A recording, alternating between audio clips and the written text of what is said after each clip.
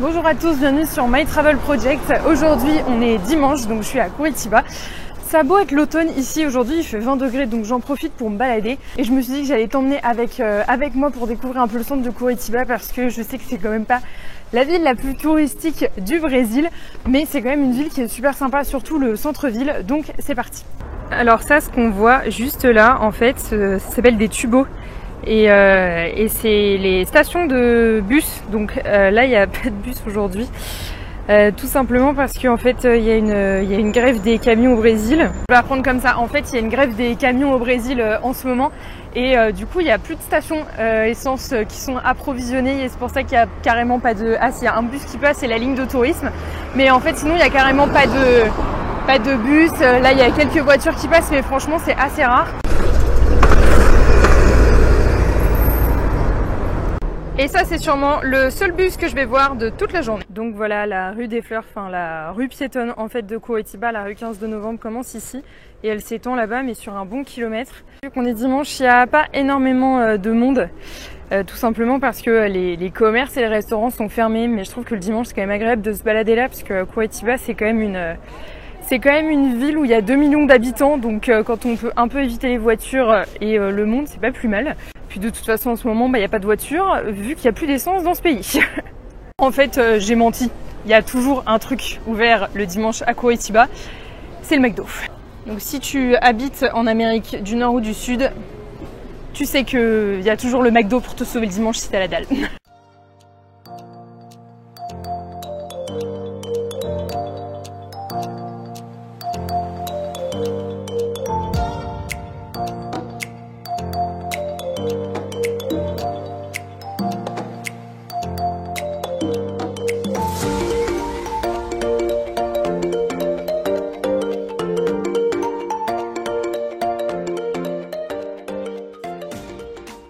Donc là je suis arrivée à un autre point plutôt sympa à Curitiba, en fait c'est la Praça Tiradentes, surtout parce que juste là, j'espère que je suis bien en train de viser, il y a une église justement qui s'appelle la basilique, je sais plus comment, je te mettrai le nom dans l'écran, mais bon c'est quand même une église qui est assez sympa. J'aime bien la place en fait, de manière générale c'est sympa pour y passer quand tu te balades. Le seul problème c'est que même si Curitiba c'est pas une ville hyper dangereuse, cette place-là, c'est un peu le repère agent glauque. Donc c'est un peu chiant, surtout quand tu veux te poser dans un parc. Il y a beaucoup de parcs à Curitiba, donc c'est quand même assez agréable. Ici, c'est un peu compliqué, donc voilà. Donc même s'il y a des gens glauques, la place est quand même jolie. Donc moi, j'essaye de passer par là quand je me balade, comme aujourd'hui par exemple. Donc voilà. Alors ça, c'est un truc que j'adore à Curitiba, c'est que là, par exemple, ça va être de l'architecture super coloniale, et juste derrière, là, au fond, c'est des buildings qui sont bien plus moderne. Et là pareil de ce côté là, donc là il y a le marché du dimanche en fait, je mettrai le nom dans l'écran, et puis là il y a un building hyper moderne.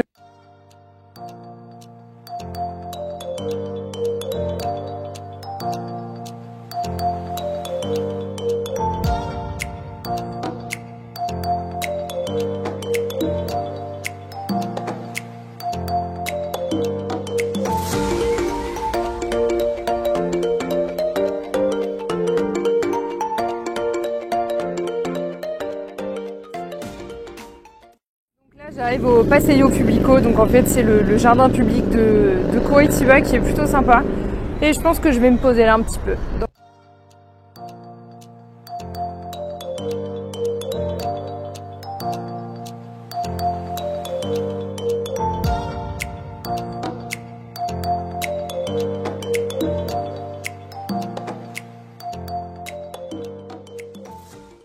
Je me suis dit qu'en même temps que j'allais me balader, j'allais répondre à certaines questions qui reviennent souvent par rapport à Curitiba. Je vais rester là parce que sinon je vais me taper le soleil.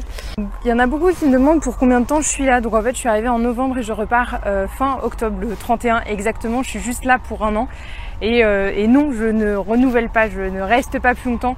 Tout simplement parce que le visa que j'ai moi pour rester au Brésil et pas le visa que je souhaiterais continuer d'avoir par la suite si je souhaitais rester au Brésil. Donc voilà, j'ai aussi d'autres plans pour la suite en fait qui font que du coup je ne vais pas rester au Brésil. Je reçois aussi souvent des commentaires qui me demandent pourquoi j'ai choisi Curitiba en fait pour venir m'installer au Brésil. La réponse est simple, je n'ai pas choisi Curitiba. Donc comme je le disais dans une autre vidéo qui date de quand je suis arrivée, je te mettrai le lien dans le i juste là. En fait, j'ai pas choisi Curitiba tout simplement parce que c'est mon copain qui avait une opportunité de boulot ici. Donc tout ce que j'ai fait, c'est que moi je me suis cherché une opportunité de boulot ici et je l'ai suivi. Donc j'ai pas choisi Curitiba. Ensuite, je suis quand même très contente d'être tombée dans cette ville par rapport à par exemple Sao Paulo, Rio, Belo Horizonte ou Brasilia par exemple, parce que j'ai visité toutes ces villes. Et j'en viens toujours à la même conclusion, c'est que moi je suis très bien à Curitiba, je pense que c'est une ville qui me correspond. Je t'explique les raisons de ça dans le prochain plan, mais d'abord je vais te montrer l'Université fédérale du Paraná. Bon, fallait quand même que je te la montre, donc ça c'est l'Université fédérale en fait du Paraná, donc l'État de Curitiba. Et en fait ça donne sur une place qui est bien moins glauque que la Praça Tiradentes que je te montrais avant. Donc c'est cool parce qu'en fait, bon là c'est dimanche donc forcément il n'y a personne, mais le dimanche il y a pas mal d'étudiants. Bon là il y a des gens qui manifestent sur les marches, mais d'habitude il y a pas mal d'étudiants, même dans le parc ici et tout ça. Là comme il fait encore à peu près chaud par rapport à la semaine dernière, ils se posent dans les pelouses là. Donc c'est un coin assez sympa je trouve à Curitiba.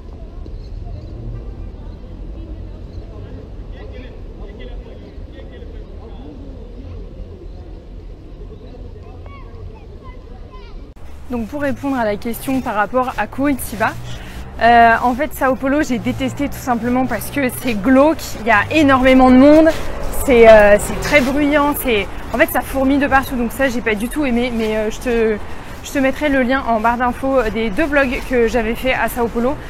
Tu verras, c'est gargantuesque, donc moi j'ai vraiment pas aimé cette ville en fait, je pense que c'est juste pas une ville qui me correspond. Pour parler de Belo Horizonte qui est la deuxième grosse ville que j'ai visitée au Brésil, écoute, si je ne devais pas habiter à Curitiba, que je devais choisir une autre ville du Brésil, à la limite, ça serait peut-être la ville la plus probable dans laquelle je pourrais m'installer. Après, moi, malheureusement, j'étais pendant mes vacances de Noël et du coup, il y avait beaucoup de choses fermées. C'était un peu dommage. Mais c'est quand même une ville que j'ai trouvée assez sympa en fait pour y vivre. En ce qui concerne Brasilia, en fait, c'est une ville qui est beaucoup trop futuriste qui est beaucoup trop étendue. Enfin, j'ai pas du tout aimé le plan de la ville. Après, c'est sympa à visiter, mais je me verrais pas du tout habiter dans une ville comme ça, genre vraiment pas. Et enfin, la dernière ville, c'est Rio, et tu dois sûrement te demander pourquoi je me verrais pas habiter à Rio. Alors, je sais que Laetitia de la chaîne Le Corps, la Maison, l'Esprit, elle habite là-bas depuis 8 mois, je crois, et elle adore cette ville. Et en fait, je la comprends sur plein de points. Mais je sais pas, il y a un truc qui fait que je me verrais pas habiter là-bas. Par exemple, la chaleur. Je sais, c'est con et ça semble être un détail, mais quand j'y étais pendant le carnaval, il faisait 37 degrés. Franchement, pour visiter, pour y vivre, moi je trouve ça très pesant. Et puis, quoi qu'on en dise, Rio, ça reste Rio. Et même si tu peux faire hyper attention et tout ça, je trouve que voilà, il y a quand même un certain danger. Faut quand même pas se le cacher. Donc voilà, je trouve que je suis quand même plutôt bien tombée à Curitiba. Je suis très contente d'habiter dans cette ville. Bon là, ça a l'air de faire ville morte dans la vidéo parce que voilà, là il y a 3 voitures qui passent, mais sinon à cause des pénuries d'essence, il y a vraiment personne. Qui plus est, on est dimanche. Franchement, c'est une ville hyper sympa. Je te conseille vraiment de venir à Curitiba, surtout si tu passes entre Rio par exemple et les chutes d'Iguaçu. C'est quand même une bonne étape à faire, donc certes il faut peut-être pas 4 jours non plus dans cette ville, mais moi je trouve que c'est quand même un bon stop, c'est sympa, il y a énormément de bars, il y a énormément de restos. D'ailleurs la semaine dernière il y a Alice, donc salut Alice, si tu regardes cette vidéo je pense que tu la regarderas, qui est venue chez moi pendant son premier voyage solo au Brésil.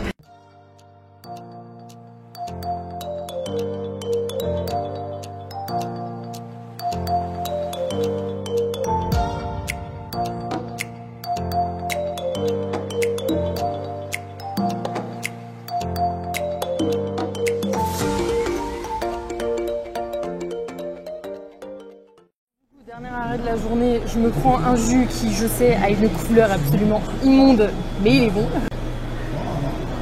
Bref, là je suis à la rue 24 heures, donc en portugais la Rua 24 Horas. Et en fait c'est une rue qui est totalement couverte en passant de Curitiba.